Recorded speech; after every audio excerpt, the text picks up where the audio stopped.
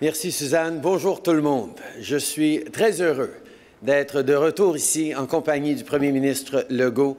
François, c'est toujours un plaisir de te voir pour des annonces importantes comme celle-ci. C'est beau des partenariats comme ça.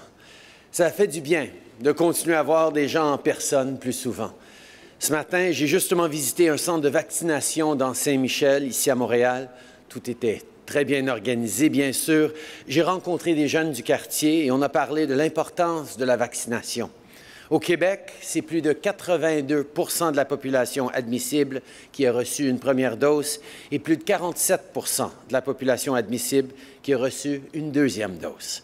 Merci à tout le monde pour cet incroyable effort, mais on le sait, il faut continuer de travailler ensemble. On ne lâche pas. On est en train d'arriver à la bonne place, mais ça prend encore l'implication de tout le monde. Je suis aussi très heureux d'être ici aujourd'hui avec les ministres Champagne et Joly, qui travaillent très fort pour le secteur aérospatial et pour nos régions.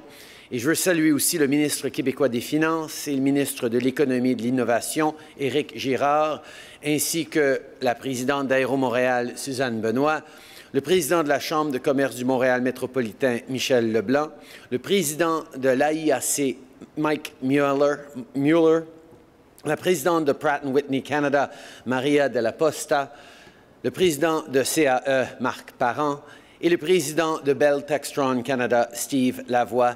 Merci à vous tous d'être ici aujourd'hui. Il y a 110 ans, un premier avion a été conçu au Québec par Percival Reid dans un garage de la rue Sainte-Catherine à Montréal. Depuis, les choses ont beaucoup changé dans le secteur aérospatial et sur la rue Sainte-Catherine, mais le désir d'explorer et d'innover, lui, est resté le même. C'est aussi une histoire de grande fierté. Grâce au savoir-faire d'ici, Montréal est l'un des 3 grands centres de l'aérospatial au monde.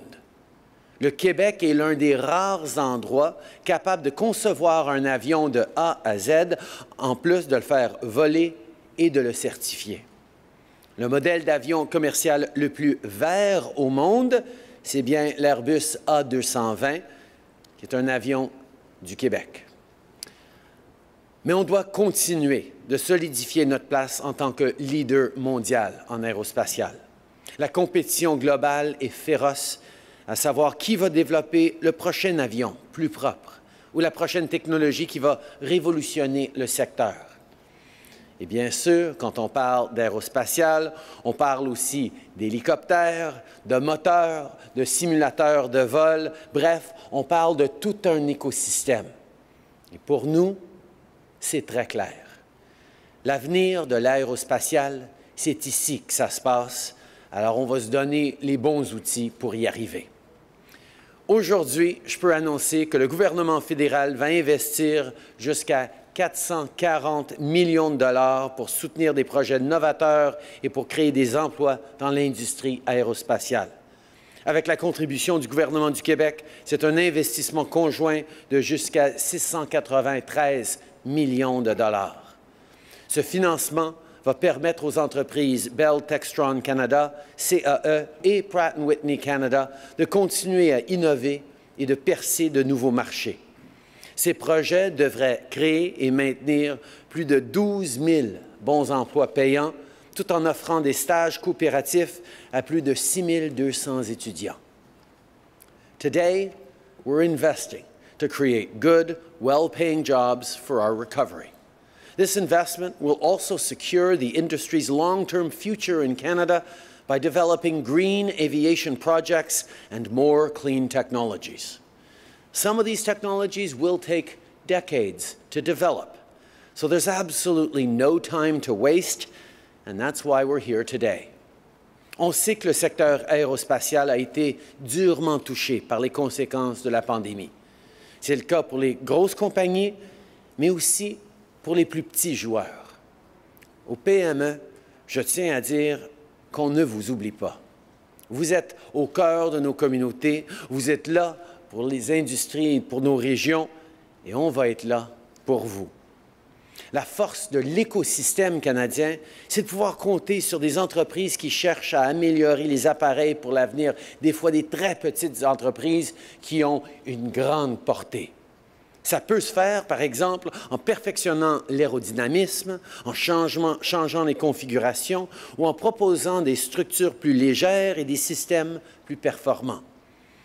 Aujourd'hui, donc, on lance l'initiative de relance régionale de l'aérospatiale pour aider les PME du secteur à être plus écologiques, plus productives et à augmenter leurs ventes. Cette initiative représente un investissement fédéral supplémentaire de 250 millions de dollars sur 3 ans, dont presque 100 millions de dollars au Québec. Et le programme est prêt à recevoir des demandes dès aujourd'hui. La ministre Joly va avoir plus de détails dans quelques instants, mais l'important, c'est que vous sachiez qu'on prend les grands moyens pour la relance, pour nos régions, pour nos PME et pour notre avenir. Today, we're launching the Aerospace Regional Recovery Initiative to support the recovery and the future of small and medium-sized firms in the sector right across the country. Whether it's projects to lower your carbon footprint or support for AI solutions to better manage your inventory, we're here to help your business innovate.